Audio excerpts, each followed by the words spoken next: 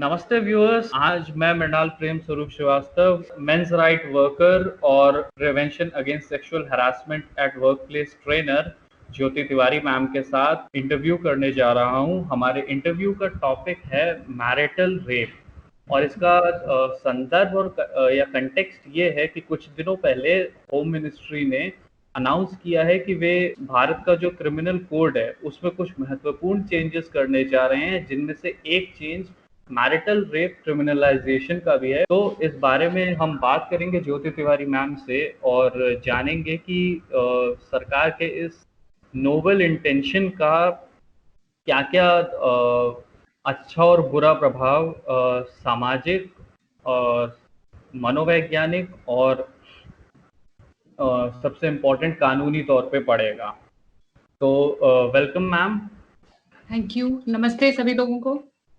हमारे व्यूअर्स को आप ये समझाइए कि मैरिटल रेप का कंसेप्ट है क्या, कि जो लेफ्टिस्ट और फेमिनिस्ट एक्टिविस्ट हैं जो इसको डिफाइन करते हैं मेनली, वो इसको क्या मतलब वो कहना क्या चाहते हैं। जनरली तो लोग मानते हैं कि शादी में रेप कैसे हो सकता है, कि मतलब शादी करने वाले लोग तो आपस में एक दूसरे को सेक्सुअली बाय डिफॉल्ट कंसेंट उनका होता है, तभी तो वो शादी करते हैं। एक जनरल माना यही जाता है। तो एक्चुअली रेप और मैरिटल रेप में बहुत ज्यादा फर्क नहीं है यहाँ पे। मतलब वो एग्जैक्टली वही चीज बोल रहे हैं, बस वो बोल रहे हैं कि मैरिज के अंदर भी man forcefully forces his wife to have sex with him, कि भाई फोर्सफुली वो हिंसा के साथ अपनी पत्नी के साथ जो है वो सेक्स कर रहा है, विच इज नॉट करेक्ट। और इसलिए मैरिटल रेप का कंसेप्ट आना चाहिए। This is what they are saying basically.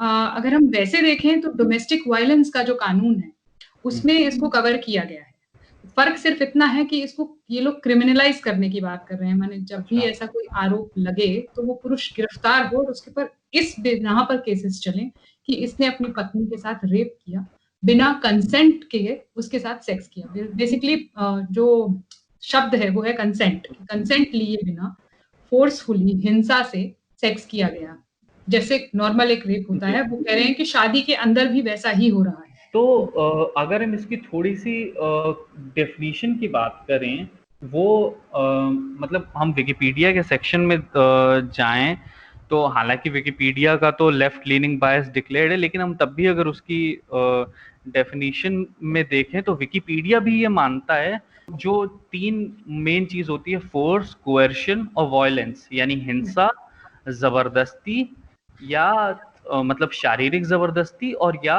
Verbally किसी को के ऊपर दबाव डाल के उसका कंसेंट लेना।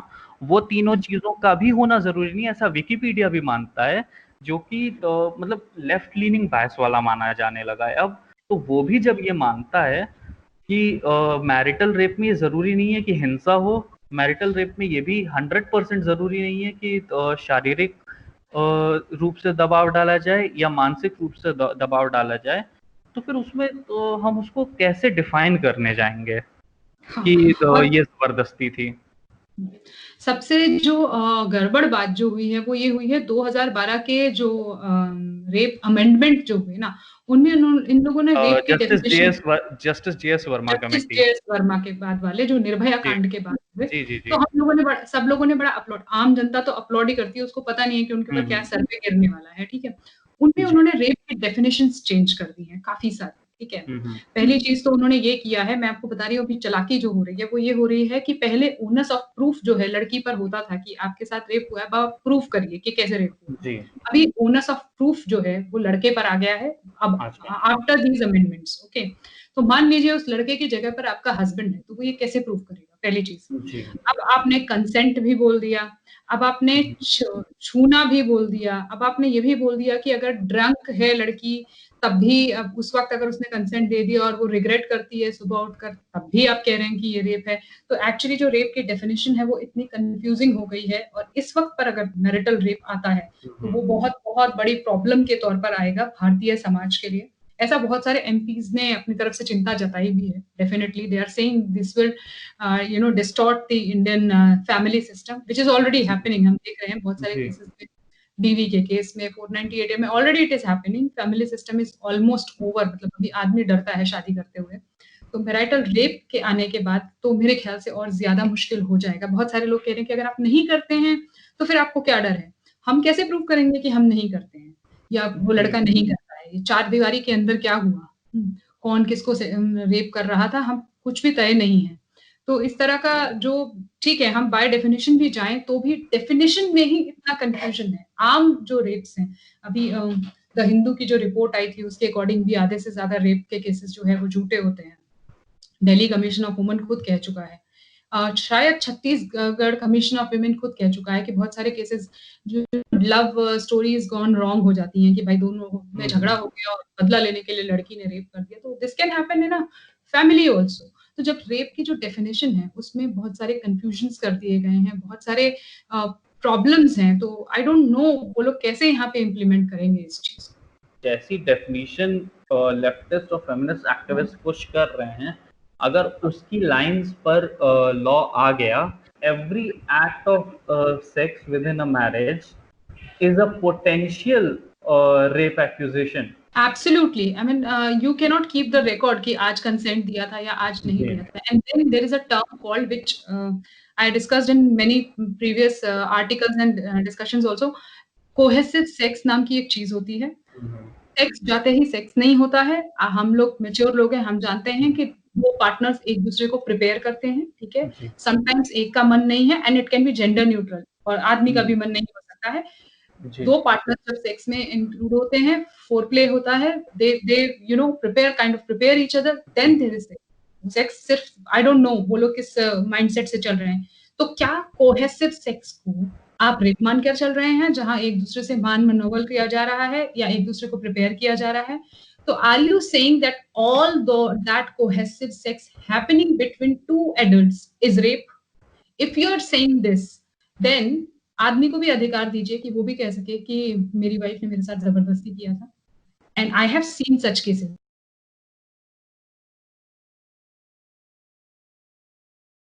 अब ये जो नई डेफिनेशंस आ रही हैं, इसमें क्या मतलब जो जिसे एक्चुअल सेक्स कहते हैं, like speaking biologically and anatomically, तो क्या उसका भी होना ज़रूरी है या फिर इवन अगर जैसे आपने फोरप्ले की बात की या एक दूसरे को प्रिपेयर करने की बात की, let's say even he touches without, जैसे बहुत इनका एक कैच फ्रेज होता है, विदाउट प्रायर एफर्मेटिव कंसेंट, उसके बिना अगर वो टच भी करता है या कोई नॉन वर्बल सिग्नल देता है, बिकॉज वो non verbal communication is 98% part of our communication across the spheres of life, ऐसा कम्युनिकेशन एक्सपर्ट्स का कहना है. तो क्या वो अगर कोई नॉन वर्बल सिग्नल जैसे टच या ऐसा कुछ भी देता है, तो उससे भी क्या कोई हस्बैंड मैरिटल रेपिस्ट पोटेंशियली हो सकता है? This is what they are saying. हाँ, क्योंकि अब तो नई डेफिनेशंस में मतलब क्या ये एक्चुअल सेक्स होना भी जरूरी है? दिस विल बी अगेन, जैसे हम लोग अभी ना बहुत सारे लड़के ऐसे आकर मेरे से पूछते हैं कि हमने तो मेरे फादर इन लॉ ने मेरे को ना एक कार गिफ्ट किया है शादी में, तो क्या वो डाउरी है? There is a confusion around the word dowry. Same will be around rape also. कि मैंने अच्छा हमने तो ड्रिंक किया था, वी हैड मस्ती मजाक में सेक्स. अरे सेक्स 10 तरीके से 10 तरीके, अभी तो पता नहीं दुनिया में क्या क्या चल रहा है. और उसके बाद आप अगर कल को लड़की चली जाती है और बोलती है कि नहीं मेरा तो कंसेंट ही नहीं था. इट्स ऑल अबाउट कंसेंट ना. दे आर जस्ट सेइंग कि जो भी औरत कह रही है उस पर आप यकीन करिए, आंख मूंद करके यकीन करिए. This is what they are saying. This is what they did in 498A also. Dowry में भी उन्होंने यही किया है, डोमेस्टिक वायलेंस में भी उन्होंने यही किया है. चलिए डोमेस्टिक वायलेंस का केस तो हम एक बार को ये भी मान लेते हैं कि वो सिविल कोर्ट में जाता है और फिर उसकी कार्रवाई काफी लंबी चलती है. बट दहेज के केस में तो once the woman has said कि दहेज दिया है तो दहेज लिया है. अब यहाँ पर भी वही कर रहे हैं कि औरत कह रही है कि मेरा कंसेंट नहीं था, इन्होंने मेरे साथ जबरदस्ती की, और आप कह रहे हैं कि बस उसको क्रिमिनलाइज कर दीजिए. बिलीव वुमन वाला कंसेप्ट चल रहा है. चाहे वो गलत बोल रही है, सही बोल रही है, उसमें कोई फैक्ट है या नहीं है. पहली बात तो मुझे अभी भी ये समझ में नहीं आ रहा है कि how will they calculate forcible sex in a marriage. How they, क्योंकि जहां पर हिंसा भी होती है एक दूसरे के बीच में, जहां पर ऐसे केसेस हुए हैं जो गुस्से में हस्बैंड ने मार दिया या वाइफ ने मार दिया, वहां पर भी सेक्स जैसी चीज नहीं होती है जहां पर नाराजगी होती है एक दूसरे से. वहाँ पर नहीं होती है, क्योंकि मैंने कम्युनिटी सेंटर चलाया है आदमियों का। मैं जो केसेस सुनती थी वो इस तरह के थे कि मेरे दिन भर मेरी माँ और बहन से लड़ाई करी एंड रात में she was forcing me to have sex with her. तो कहता मेरा मन कैसे करेगा? हाँ, कि तुम दिन भर झगड़ा कर चुकी हो और बेड पे आते ही मैं एक चेंज्ड आदमी बन जाऊँ। पर वो आदमी रोज़ रेप हो रहा है और उसकी सुनने वाला कोई नहीं है। बट यहाँ पर तो आदमी की बात ही नहीं हो रही है। यही औरत जो कल को डोमेस्टिक वायलेंस का इल्ज़ाम लगाएगी, वही औरत जाकर ये भी बोलेगी कि इसने मेरे साथ ज़बरदस्ती रेप किया, मेरा कंसेंट नहीं था। This is what they are saying कि आँखें मूंद करके औरत जो कह रही है, उस पर विश्वास कर लीजिए। डीडी पर एक डिबेट हुआ था बहुत पहले, रंजना कुमारी थी मेरे सामने, उनसे मैंने कहा कि आप कैसे कैलकुलेट करेंगे? तो कहती हैं कि अदालत में जाएगा मामला। मैंने बोला अदालत में आप ये कहेंगी कि मतलब ये मेरे साथ हुआ, फिर ऐसे हुआ, ये तो पूरा बेडरूम ही अदालत में लग जाएगा फिर। और उस वक़्त पर सुधांशु रंजन जी जो एंकर हैं, उन्होंने ये सवाल किया था कि मान लीजिए फोरप्ले हो करके और फिर मैं रुक जाता हूँ कि बहुत बार कपल्स के बीच में 10 चीज़ें होती हैं। उसके बाद मैं रुक जाता हूँ कि नहीं, मुझे नहीं करना या वो मना कर दे, फिर कैसे होगा? तो आप तो ये कह रहे हैं ना कि वो तो मैं औरत ने उसी कहा केस की बात कर रहा था कि मान लीजिए अगर जैसे आपने बहुत सही एग्जांपल दिया कि इस केस को फिर, क्योंकि अगर यही हम मैरिज का कंटेक्स्ट हटा दें तो लगभग इसको रेप डिक्लेयर कर दिया गया है कि अब तो स्टेयर रेप हो गया है, वर्बल रेप हो गया है। तो क्या ये सब चीजें शादी के अंदर भी अप्लाई होंगी?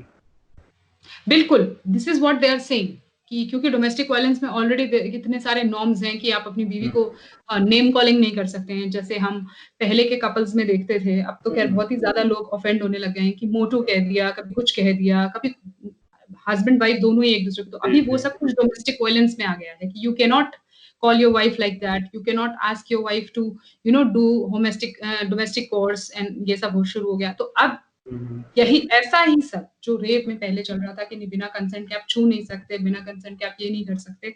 तो दिस इज सेम वही चीज़ यहाँ पर भी लाकर वो कर रहे हैं कि क्योंकि फोर्सिबल सेक्स हो रहा है, उनका कहने का मतलब ये है। मैं तो कहीं-कहीं पर लेफ्टिस्ट लोगों के जब स्टेटस पढ़ती हूँ तो मुझे हैरानी होती है कि वो कहते हैं कि यहाँ पर आधे से ज़्यादा बच्चे जो है रेप की प्रोडक्ट हैं। उनको लगता है कि हस्बैंड के वाइफ के बीच में कोई प्यार नहीं है एंड हस्बैंड रोज़ आके बस वाइफ को रेप करता है और उसके बाद बच्चे पैदा होते हैं। This is what they are saying.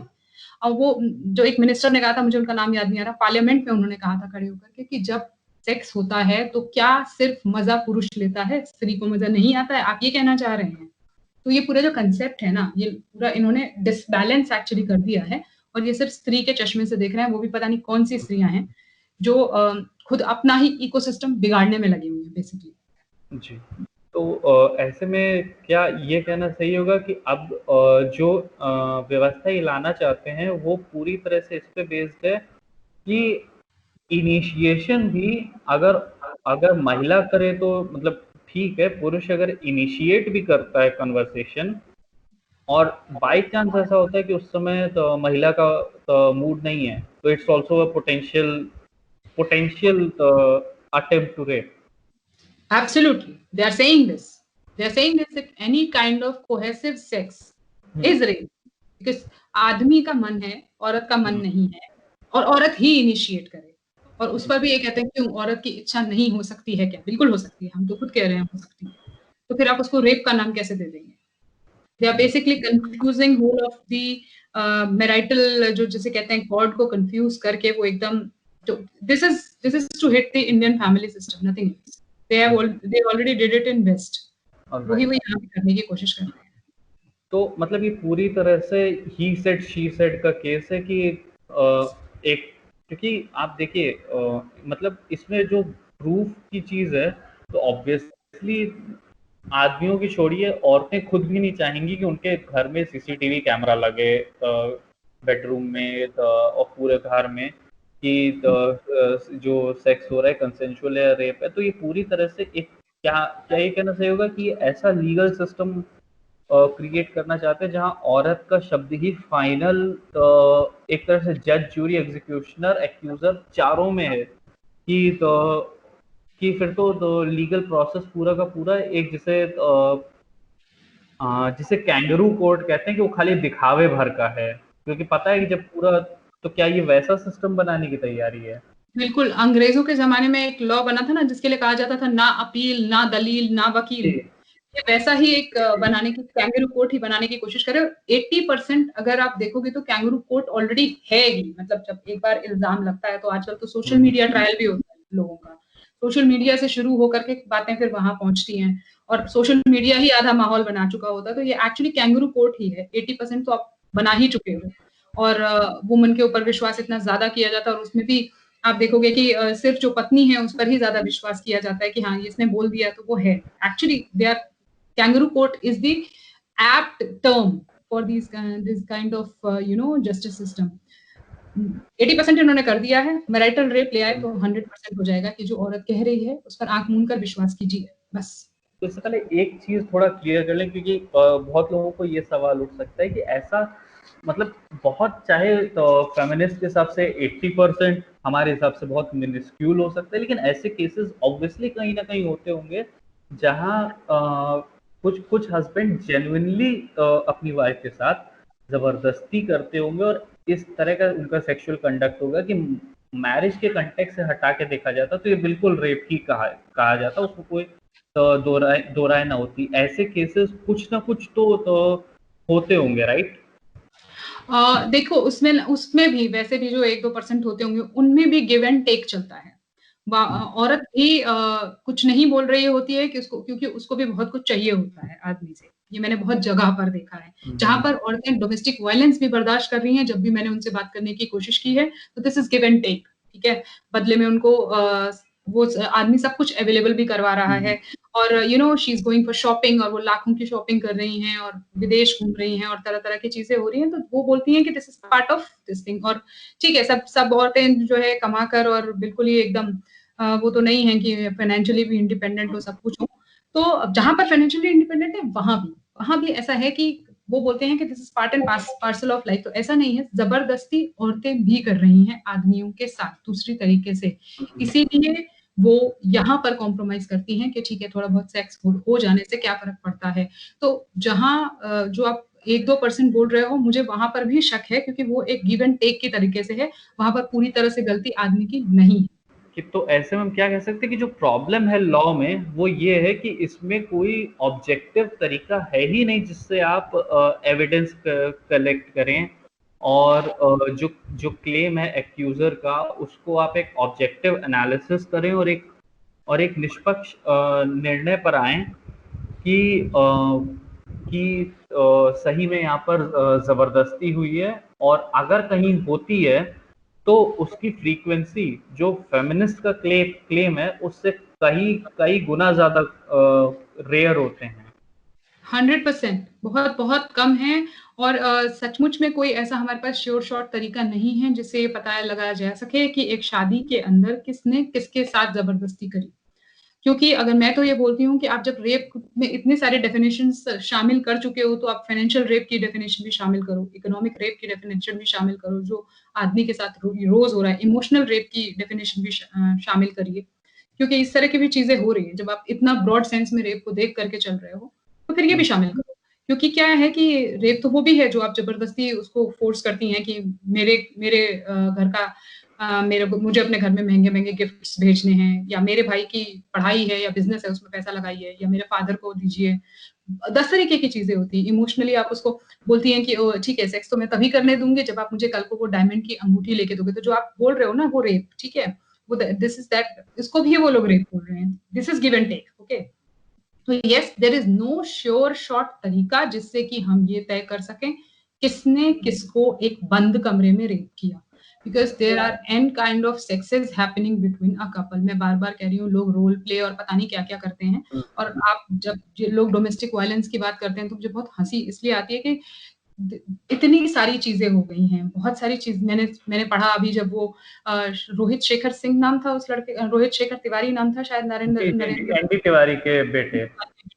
जिस तरह से उसकी डेथ हुई तो आई वाज लाइक इसने मारा क्यों, उसको तो पता चला नो वो भी सेक्सुअल एक्ट था। तो जब इस तरह की चीजें समाज में हो रही हैं, या तो उसको गलत ठहराइए या उसको बिल्कुल ही गलत बोल दीजिए कि नहीं ये कोई भी नहीं करेगा, और आप बताएंगे क्या कि 2 एडल्ट लोग सेक्स कैसे करें? जी, वो आप अगर आप कह भी देते हैं तो आप लोगों के बेडरूम में घुस के तो उसको एनफोर्स एग्जैक्टली थोड़ा ना कर पाएंगे। हाँ, तो आप 2 लोग अपना आनंद कहाँ तक ले जाना चाहते हैं वो लोग तय करेंगे। अदालतें और वकील लोग थोड़ी ना तय करेंगे। ये एक वन साइडेड लॉ है, क्योंकि इसमें कोई ना ही मटेरियल एविडेंस पॉसिबल है और ना ही आई विटनेस पॉसिबल है कि हम सरकार का एक ऑब्जर्वर हर घर में रखें। तो डायरी मेंटेन करें। जी, हाँ। एक तो ये प्रॉब्लम हुई, इसके अलावा भी आपको क्या कोई लीगल प्रॉब्लम दिख रही है?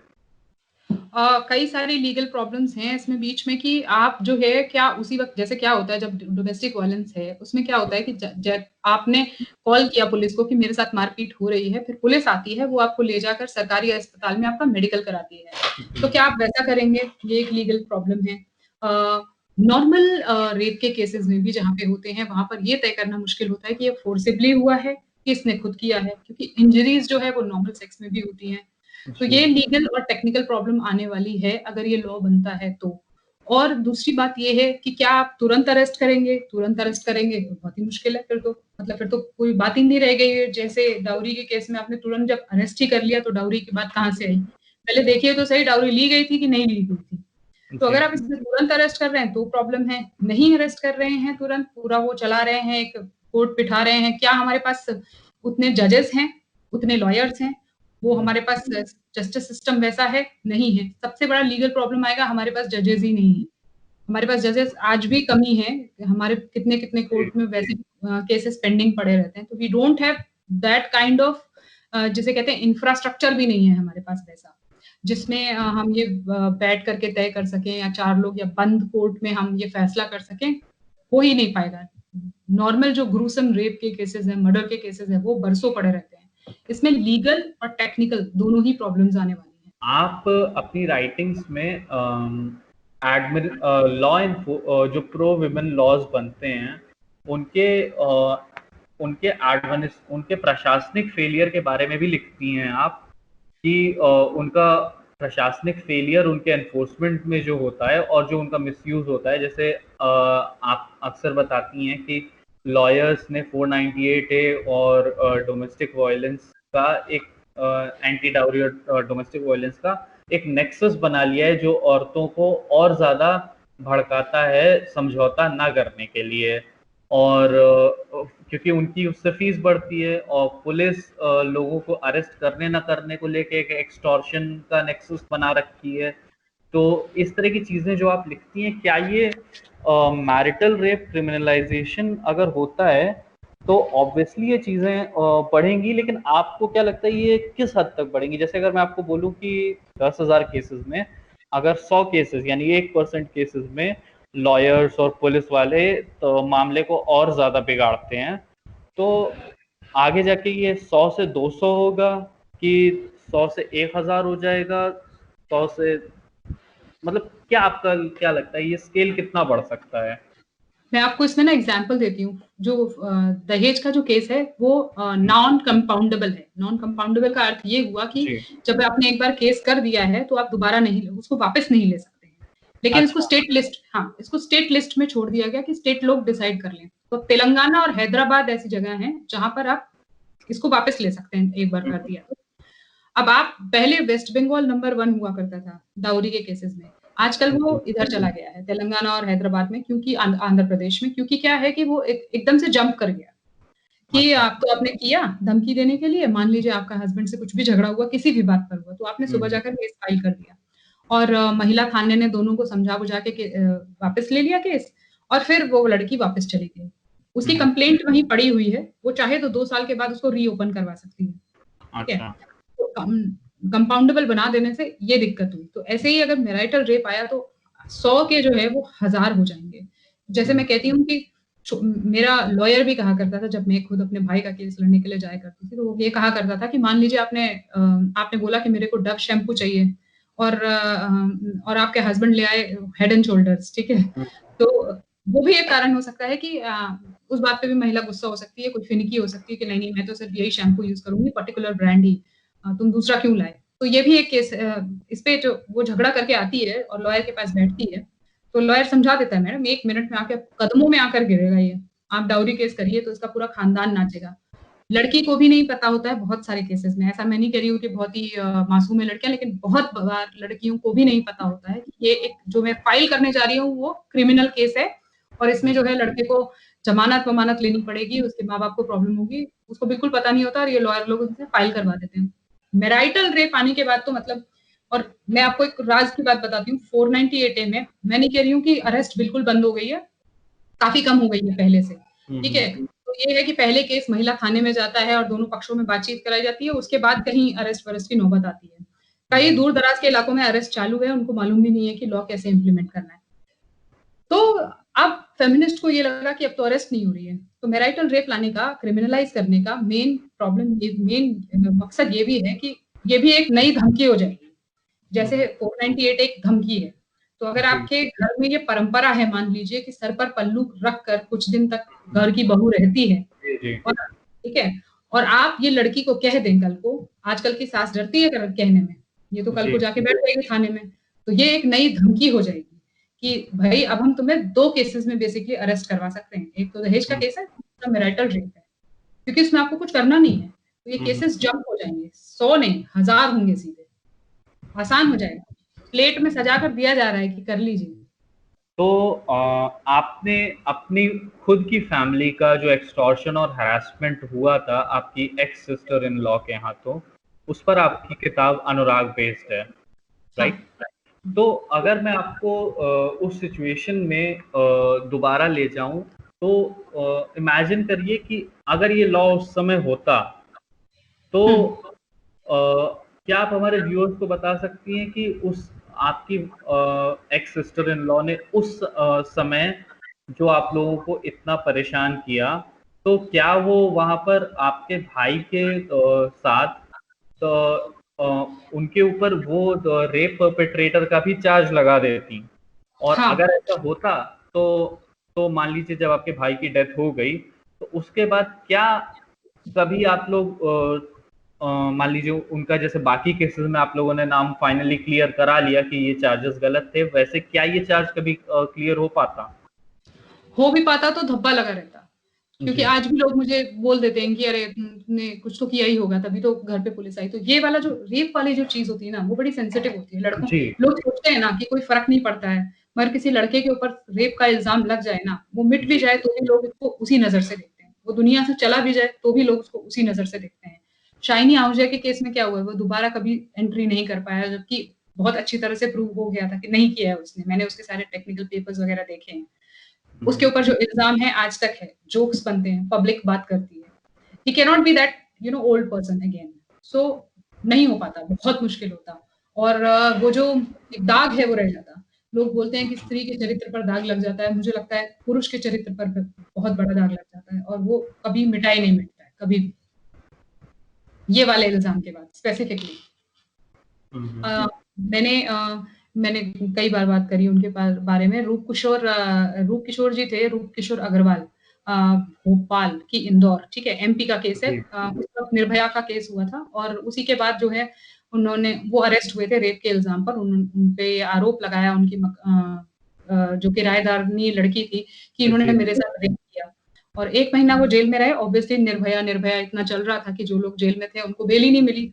वो जब बाहर आए, उन्होंने आते ही सुसाइड किया। तो जब मैं सुमित्रा महाजन जी से मिलने गई थी, तो उन्होंने बोला कि मैं भी नहीं चाहती हूँ कि ये अमेंडमेंट्स हो, क्योंकि there are many cases like Roop Kishore Agarwal जी, और मैं नहीं चाहती हूँ कि कोई भी इनोसेंट आदमी जाए।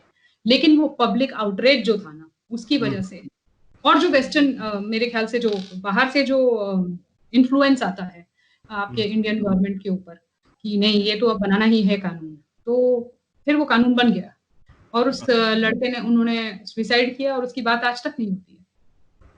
तो ऐसा नहीं है कि सिर्फ स्त्री के चरित्र पर दाग लगता है और वो कलंकित हो जाती है, पुरुष भी कलंकित होता है, और उसके कलंक के बारे में कोई बात करता नहीं है।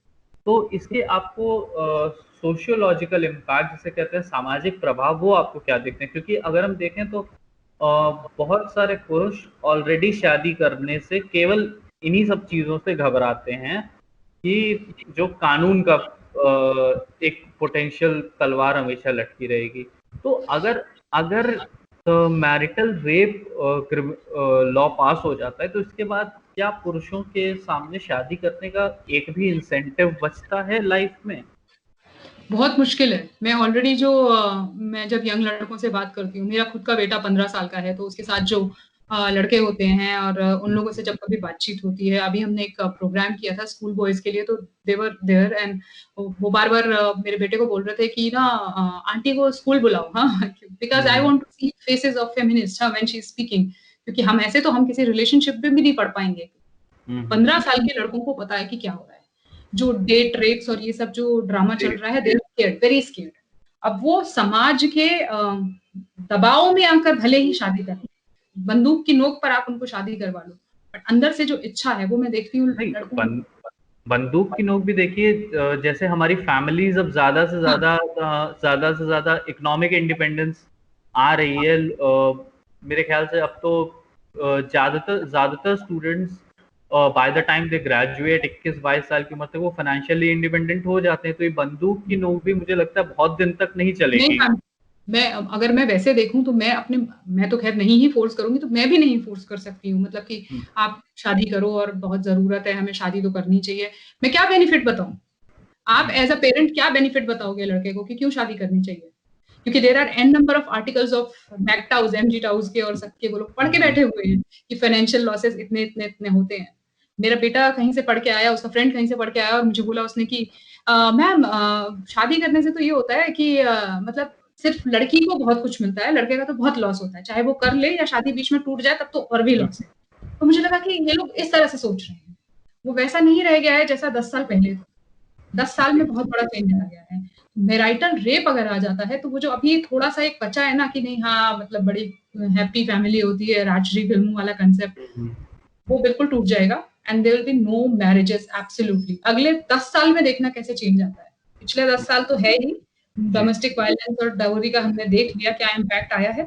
अगले और 10 साल में बहुत मुश्किल हो जाएगा। आई थिंक बार-बार जब लड़के डिस्कशन में कमेंट बॉक्स में भी अभी चल रहे होते हैं, तो जो अनमैरिड लड़के हैं वो यही कह रहे थे भैया शादी नहीं करनी है। क्योंकि उनमें से बहुत सारे ऐसे लड़के हैं जो अपने भाई की बीवी के द्वारा हुए शोषण को ऑलरेडी झेल चुके हैं, जिनके ऊपर केसेस हो भाई चुके की हैं। भाई की बीवी द्वारा, हाँ, अच्छा, कि जैसे आपके केस में था। जैसे हाँ, दहेज का केस हो गया या डोमेस्टिक वायलेंस का हो गया, तो देवर का नाम भी लिखवा दिया जाता है। बहुत सारे अब तो देवर के ऊपर या जेठ के ऊपर रेप का इल्ज़ाम लग जाता है, फादर इन लॉ पे लग जाता है, ठीक है? तो ये ऑलरेडी है, दिस 376 ऑलरेडी दहेज के केसेस के साथ यूज़ हो रहा है। मैं बहुत सारे ऐसे एग्ज़ाम्पल्स देती रहती हूँ, जहाँ पे फादर इन लॉ मेरे सामने-सामने ही एक केस हुआ था, जहाँ पर अंकल मेरे पास आए थे और वो बहुत वीक थे, तो उनको देखकर ही लग रहा था कि 72 इयर्स का आदमी जो चल नहीं पा रहा है, उसके ऊपर उनकी बहू ने बोला कि मेरे फादर इन लॉ की मेरे ऊपर गलत नज़र थी। थैंकफुली वो केस वहीं सेटल हुआ, लड़की के पास अकल आ गई समझाने से कि क्या कर रही हो ये, नहीं तो उनको कितनी मुश्किल होती। उनको बेल लेनी पड़ती रेप के केस में और वो ये बार-बार यही बोल रहे थे कि मेरी क्या इज़्ज़त रह जाएगी समाज में, जो ये बात बाहर आ गई तो। तो इस तरह का जहाँ पर सिनेरियो हो, वहाँ पर मुझे तो नहीं लगता है कि लड़के शादी करेंगे। तो मतलब ये लॉ, इसके लिए जो भी लोग एडवोकेट कर रहे हैं, तो उनका एंड गेम क्या है? क्या वो शादियों में से सेक्स का कंसेप्ट खत्म कर देना चाहते हैं, और या वो ये चाहते हैं कि पुरुषों की जो फ्रीडम और डिग्निटी है वो खत्म हो जाए और वो पूरी तरह से महिलाओं की एक, जिसे एब्सोल्यूट मर्सी कहते हैं, उस पे आ जाएं, कि पूरी तरह से उनके रहमो करम पे हो जाएं? हाँ, मैंने ना अभी नाम नहीं लेना चाहिए बट आरएसएस के एक बड़े लीडर हैं, उनका मैं सुन रही थी अभी बयान, वो भी यही कह रहे थे कि अरे महिलाएँ होती हैं, वही पुरुष को बनाती हैं और महिलाओं को आप नहीं बना सकते, वो तो स्वयंभू हैं, वो तो स्वयं बनती हैं। तो ये जो इस तरह की बातें हैं, ये इम्बैलेंस करने की बातें हैं। हम और आप भी जानते हैं कि बिना मैस्कुलिन और फेमिनिन एनर्जी के बैलेंस के बिना, ये पूरा संसार नहीं चल सकता है। जी। और लेफ्टिस्ट्स का पूरा आइडिया है, फेमिनिस्ट का पूरा आइडिया है इसको इम्बैलेंस करने का। हम वेस्ट में देख रहे हैं, उनके पास फैमिलीज़ नहीं है। हम ऑलरेडी देख रहे हैं यूएस में, जो सबसे ताकतवर कंट्री आज यूएस माना जाता है ना, उनके पास फैमिली नहीं है। उनके पास सेक्सुअली ट्रांसमिटेड जो डिसीज़ेज़ हैं, उनकी एक फ़हरिस्त इतनी लंबी है कि कुछ डिसीज़ेज़ के नाम उनको खुद नहीं पता कि ये कौन-सी बीमारी हो गई।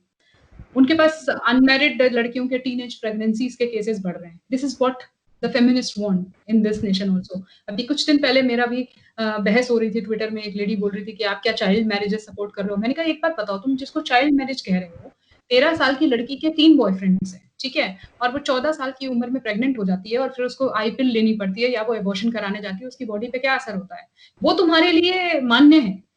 क्योंकि आप जो है, जो ये चाइल्ड मैरिज और ये सब जो बोल रहे हो, क्या ये सारी लड़कियों पर एप्लीकेबल है? नहीं। Some kids they grow up faster, ठीक है? और बायोलॉजिकली आपको नीड्स होती हैं, ठीक है? उसमें आप गलतियाँ करते हो। तो क्या ये बेटर नहीं है कि उनको एक एनवायरनमेंट दे दिया जाए, एक ऐसा घर का माहौल दे दिया जाए? 3-4 बॉयफ्रेंड्स आपके लिए ठीक है, ठीक है? गर्लफ्रेंड बना लेता है वो लड़का, फिर वो गलतियाँ करता है, फिर ये लोग 10 तरीके के एक्सपेरिमेंट्स करते हैं, वो आपके लिए ठीक है। बट बाकी अगर उन लोग की शादी कर दी जाती है, मान लीजिए 18 साल में भी शादी हो गई, तो ऐसे लोग बोलते हैं, "हाँ, बचपने में शादी हो गई।" वो बचपने में सब कुछ काम कर चुके होते हैं बच्चे आजकल। आप क्या बात कर रहे हो? तो this is what they are creating. They have already created this atmosphere in west. They want to distort the family. They want to give absolute power to women. This is what they want. और मैं प्रियंका चोपड़ा का भी कहीं पे पढ़ रही थी, वो जो बड़े ज़ोरों की उन्होंने एक चलाया हुआ था बिलीव वुमन। तो मैंने वो निकाल करके एक खबर रखी थी जहाँ पर प्रियंका चोपड़ा के पिताजी पर एक औरत ने इल्ज़ाम लगाया था रेप का और उस खबर को दबा दिया गया था। अगर आप बिलीव वुमन कह रहे हो तो फिर उस वुमन को भी तो बिलीव किया जाए। ये औरतें ये नहीं जान रही हैं कि जो कुछ भी आप कह रही हैं, वो किसी ना किसी रूप में घूम करके आपके ऊपर आएगा, क्योंकि आप अपना संसार अलग नहीं बसा सकते हैं। This is how this is how nature has made us कि हमको एक फेमिनिन और मैस्कुलिन एनर्जी चाहिए ही होगी। और लेफ्टिस्ट तो आपको पता ही है पूरे संसार में उन्होंने क्या किया है, चाइना का हाल क्या है, जी। बाकी दुनिया हमारे हमारे व्यूअर्स को मैं प्रियंका चोपड़ा की बात आई है तो ये याद दिलाना चाहूंगा, प्रियंका चोपड़ा ने खुद एक फिल्म की है, शायद ऐतराज नाम है या क्या नाम है, जिसमें जिसमें करीना कपूर और अक्षय कुमार भी उनके साथ थे। तो उसमें Priyanka Chopra herself plays a false accuser. Also, these kind of cases are happening in maximum numbers, जिसको सिर्फ एक फिल्म में जरा सा दिखाया है। जी। लोग बोलते हैं ना कि औरत कैसे फोर्स कर सकती है, औरत बहुत आराम से मैनिपुलेट और फोर्स कर सकती है एक आदमी को। उसमें तो शायद अक्षय कुमार के कैरेक्टर ने वो फोर्स को रिजेक्ट किया था और हाँ। उसी पर मतलब वही तो बन गया मोटिवेशन। खैर, तो हाँ। मतलब ये कहना सही होगा कि उनका टारगेट असल में तो सेक्स को एलिमिनेट करना नहीं है शादियों में से, बल्कि पावर डायनामिक को पूरी तरह से औरतों के फेवर में झुका देने का है। हाँ, मेरा फेमिनिज्म के साथ प्रॉब्लम ही यही है। When you say equality, it is perfectly alright, but ये इक्वालिटी नहीं है। They are giving absolute power to women, that too a certain kind of women. सब नहीं, लड़के की माँ को उतना अधिकार नहीं होगा, लड़के की पत्नी को अधिकार होगा। तो इस डिस्कशन का मैं स्कोप थोड़ा सा और बढ़ाना चाहूँगा कि मतलब मैंने देखा नेट पर कि ज़्यादातर कंट्रीज़ ने ऑलरेडी इसे क्रिमिनलाइज़ कर दिया है। तो क्या आप हमें ये बता सकती हैं कि मतलब उन्होंने इसको कैसे डिफाइन किया? वो इसमें कन्विक्शन के लिए एविडेंस कहाँ से लाते हैं? और इसका सबसे इम्पोर्टेंट चीज़ कि इसका सामाजिक इम्पैक्ट क्या होता है, केवल शादी पर ही नहीं बल्कि इंटरजेंडर रिलेशंस पर भी, जो पुरुष और महिला के एक जनरल रिलेशंस होते हैं इन द सोसाइटी, उस पर इसका क्या प्रभाव पड़ा है इन द कंट्रीज जिसमें ऑलरेडी ये क्रिमिनलाइज्ड है। देखिए, जहाँ पर भी ये क्रिमिनलाइज्ड है ना, वहाँ पर मैं आपको बता दूं कि लड़कों के लिए भी, आदमियों के लिए भी डोमेस्टिक वायलेंस का लॉ है, ठीक है? तो वहाँ पर आपने क्रिमिनलाइज कर दिया। वहाँ पर आदमी भी अपनी पत्नी को के ऊपर घरेलू हिंसा का आरोप लगाकर उसको जेल में भेज सकता है और वहाँ होता है, ठीक है? दूसरी बात है, जिस तरह से वो लोग एनालिसिस करते हैं ना, वो बंद कमरों में बैठ करके और उन केसेस की, वैसा हमको एक चीज़ समझनी पड़ेगी, हमारा समाज और उनका समाज बहुत अलग है। हमारे यहाँ हम लड़कों के साथ पीरियड टॉक नहीं करते हैं।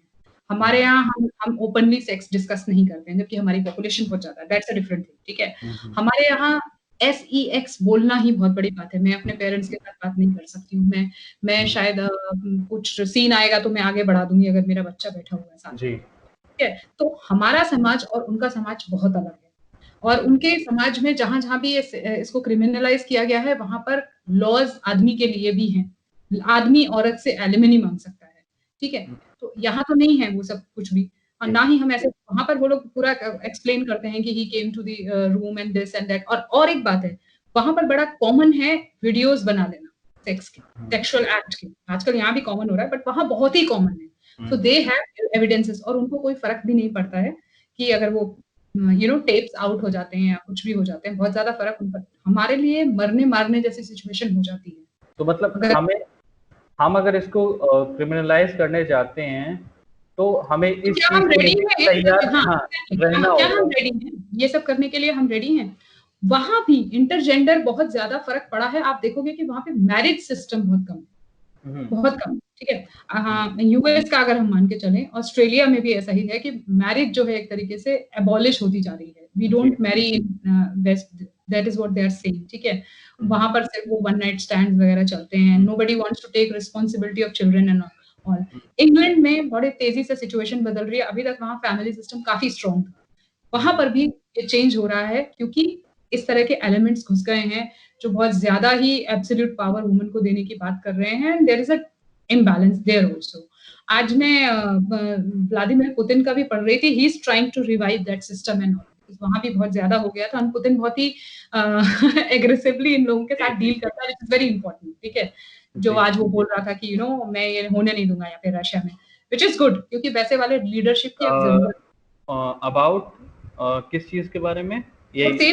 वो सेम सेक्स मैरिजेस की बात कर रहा था कि see there will be a mother. उसने सिंपल कहा, उसने सेम सेक्स नहीं कहा, उसने बोला in a marriage in my country there will be one father one mother, no two mothers no two fathers, which is very important, ठीक है। उसने बोला I will not, मैं बैन करवा दूंगा और ये कोई मतलब नहीं है, this is creating imbalance in society, and he is right. That kind of strong leadership is really needed, जो ये बात साफ कह सके कि भाई, ये मेरे ख्याल से किसने कही थी ये बात, रविशंकर प्रसाद ने कही थी कि हमारा समाज और उनका समाज बहुत अलग है। क्या आप तैयार हैं उस तरह के ओपन डिस्कशंस के लिए कि आपके हस्बैंड आपके पास आए, फिर ये हुआ, उन्होंने उनको फोर्स किया? क्या आप तैयार हैं इस तरह के डिस्कशंस के लिए? नहीं। हम नॉर्मल लाइफ में अपनी सेक्स लाइफ डिस्कस ही नहीं करते हैं। I am not talking about everyone, but मुझे नहीं लगता है कि बहुत सारे लोग ऐसे होंगे जो डिस्कस करना पसंद करते होंगे। बल्कि आप पूछ भी लोगे तो लोग नहीं बताएंगे।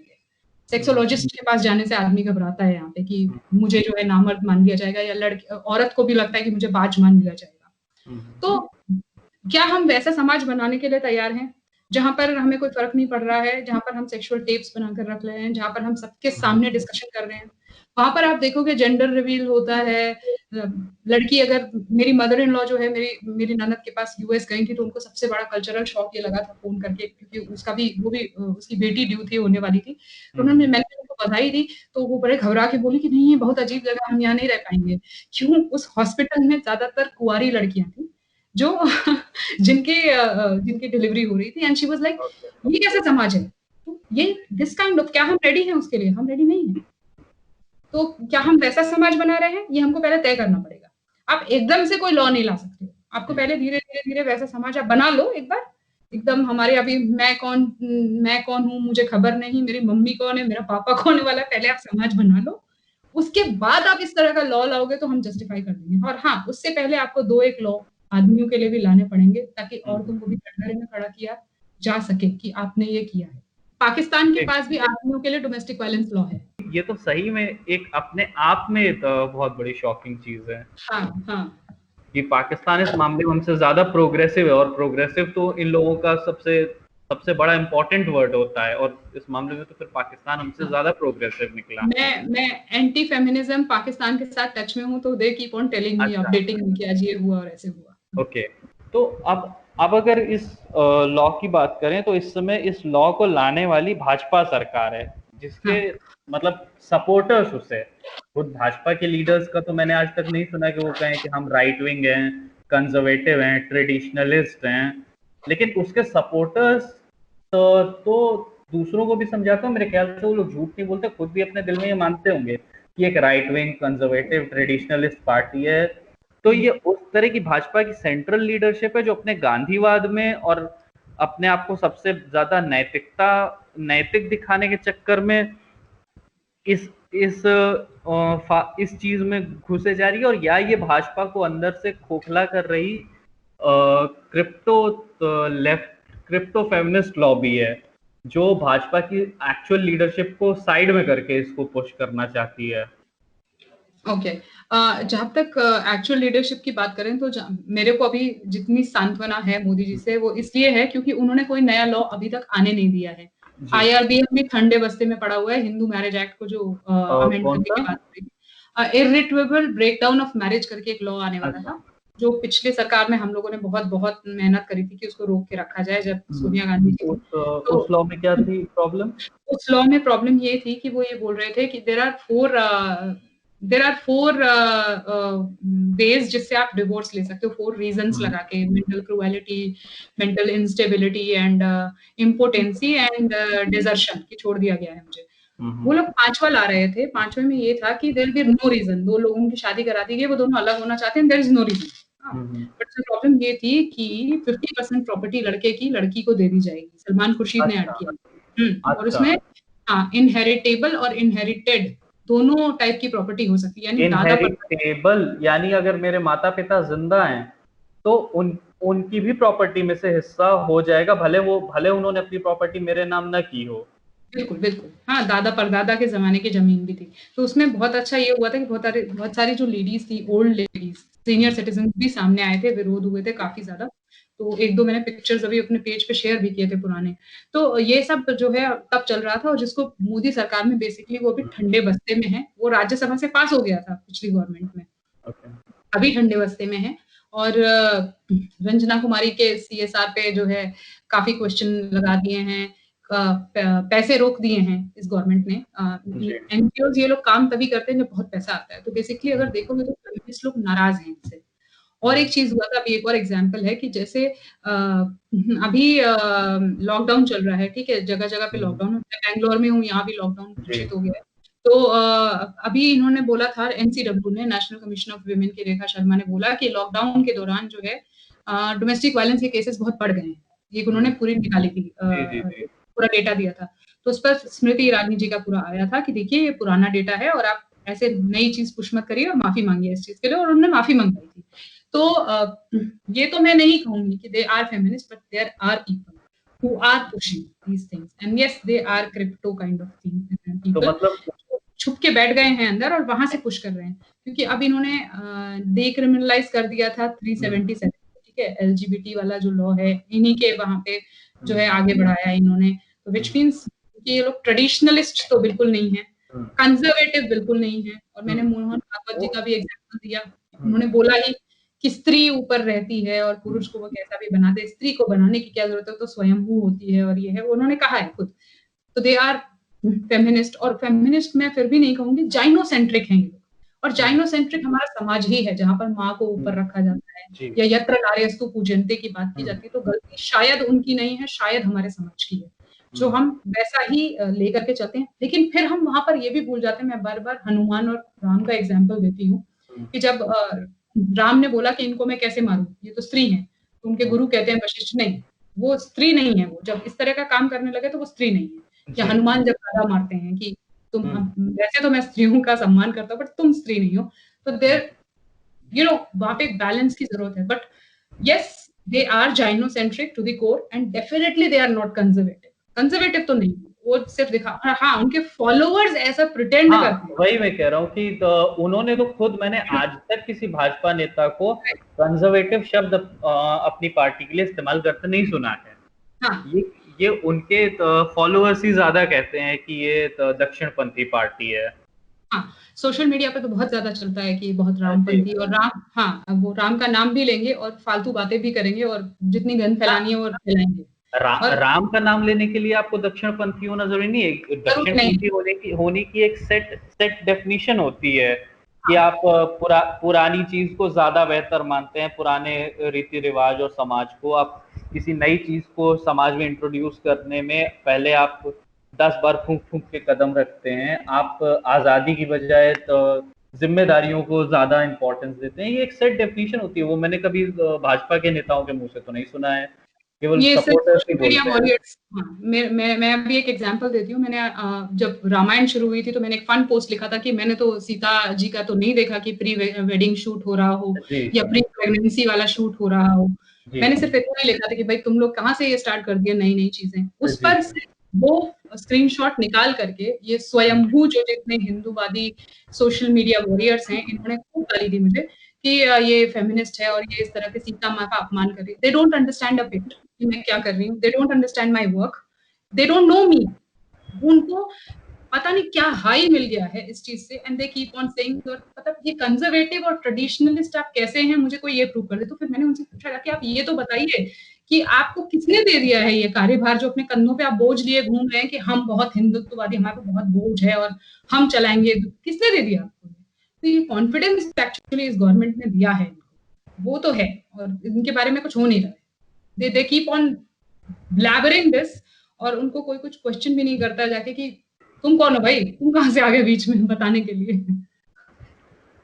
जी, तो अब मेरा आपसे फाइनल सवाल कि इसके जो मोटिवेशंस हैं, चलिए भाजपा के लेवल पे तो मान लिया कि सेंट्रल लीडरशिप जाइनोसेंट्रिक है, गांधीयन है, और लेकिन अभी फेमिनिस्ट नहीं हुई है। अगर इसको कोई लॉबी अगर एक्टिवली पुश कर रही है तो वो भाजपा में बाहर से आई तो फेमिनिस्ट लॉबी। लेकिन ये तो पॉलिटिकल लेवल की बात हो गई। पॉलिटिक्स तो बहुत बाद में आती है। पहले जैसे आपने कहा, पहले वैसा कल्चर तैयार होता है। तो कल्चर के बेसिस पे कल्चर में अगर हम जाएं पूरी सोसाइटी में, तो मेरे ख्याल से आप क्या कहते हैं, रोलो टोमासी राइटर के अल्फा और बीटा कैटेगराइजेशन जो होता है पुरुषों का, उससे शायद आप फेमिलियर होंगी। तो इसके जो मैरिटल रेप के कंसेप्ट में हमेशा जो मेंस या प्रो मेन लॉबी होती है, एंटी फेमिनिस्ट लॉबी होती है, ये हमेशा 2-3 हिस्सों में डिवाइडेड होती है इसके मोटिवेशन पे।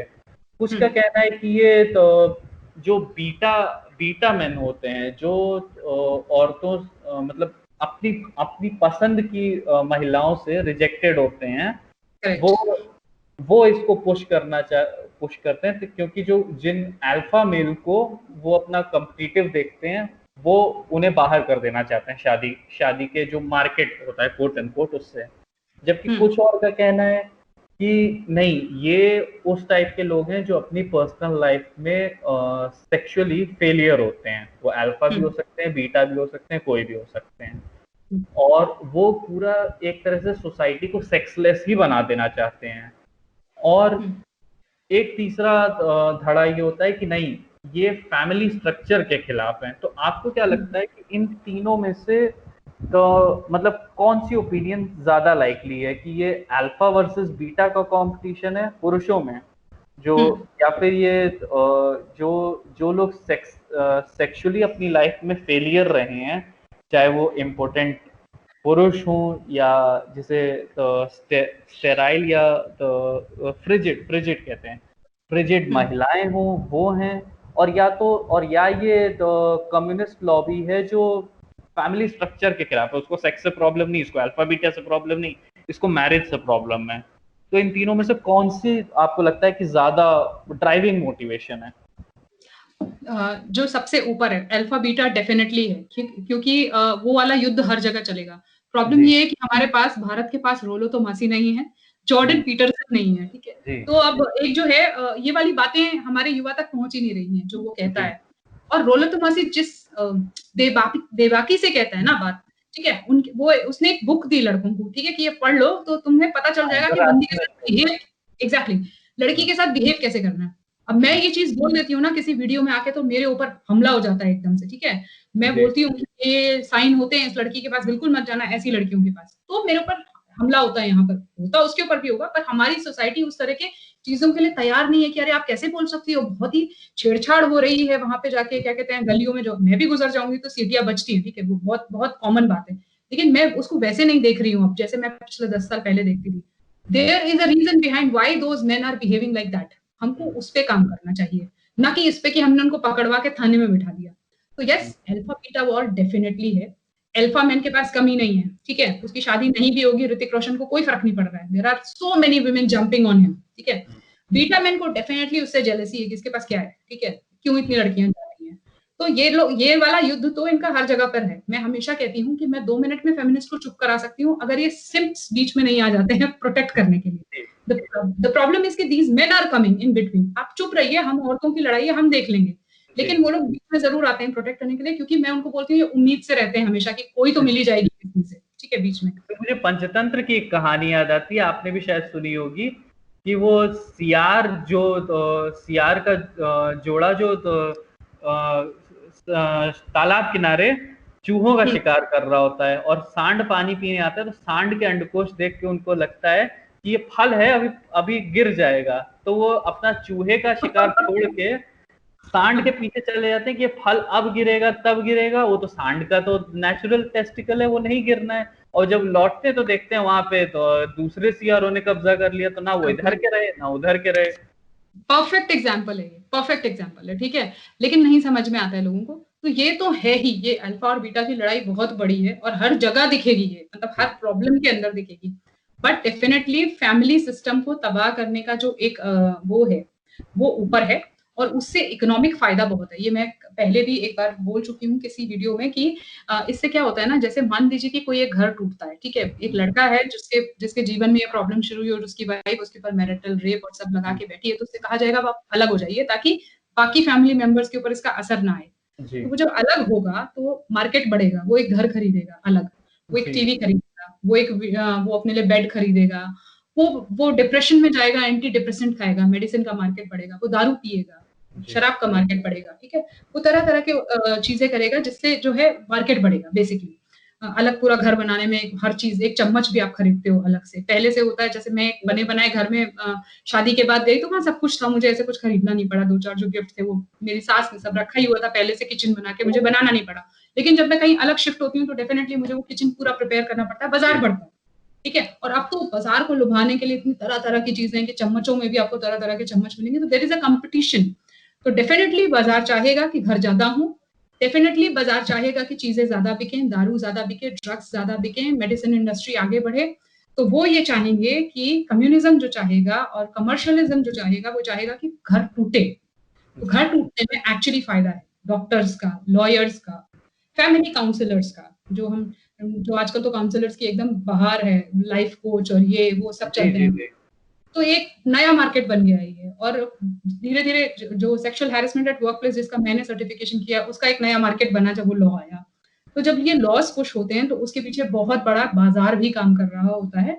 और लेफ्टिस्ट को सिर्फ इस चीज से मतलब है पैसा। दे डोंट केयर कि आपकी फैमिली खराब हो रही है, दे डोंट केयर कि इंटरपर्सनल रिलेशनशिप्स खराब हो रहे हैं, मेल फीमेल डायनामिक्स खराब हो रहे हैं, दे डोंट केयर।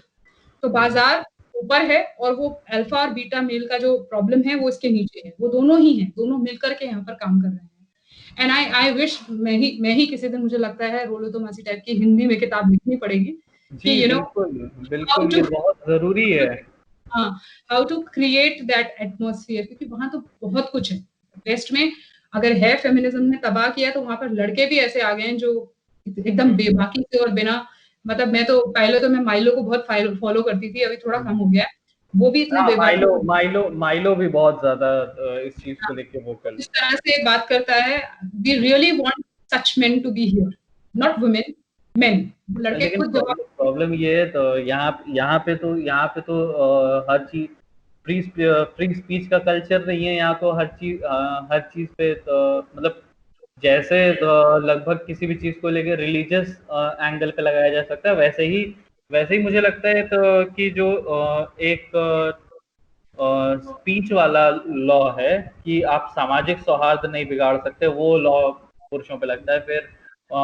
फिर शायद जो है outrage the modesty of women है, उस लॉ को भी मॉडिफाई करके अब वर्बल आउटरेज ऑफ मॉडेस्टी भी इंक्लूड कर दिया गया है। इंटरनेट पे भी हो सकता है। If you are writing something to a woman, she can always file a outraging IT act तो पूरा सब कुछ 354 भी लगता है, outraging the modesty of a woman भी लग सकता है आपके ऊपर। हाँ, तो यही प्रॉब्लम है। जो लॉज के जो इम्प्लीमेंटेशन है ना, वो कहाँ तक जाएंगे आपको नहीं पता है। So before you support a woman centric law, think, क्योंकि आपको नहीं पता। और एक्चुअली तो वुमन को भी सोचना चाहिए, क्योंकि वो कहीं ना कहीं से घूम करके आपके अपने ऊपर आएगा। नेवर नो कि कौन सी औरत आपके प्रति ग्रज लेके बैठ गई है। थैंक यू मैम, ये सेशन बहुत इंफॉर्मेटिव रहा, एंड होपफुली हमारे व्यूअर्स को इस पूरे लॉ और इससे जुड़े पूरा जो जो लार्जर कल्चरल और पॉलिटिकल सिनेरियो है इसके बारे में तो बहुत जानकारी मिली होगी। एंड बात करने के लिए बहुत बहुत शुक्रिया। And thank you very much for initiating this was really important. Ji.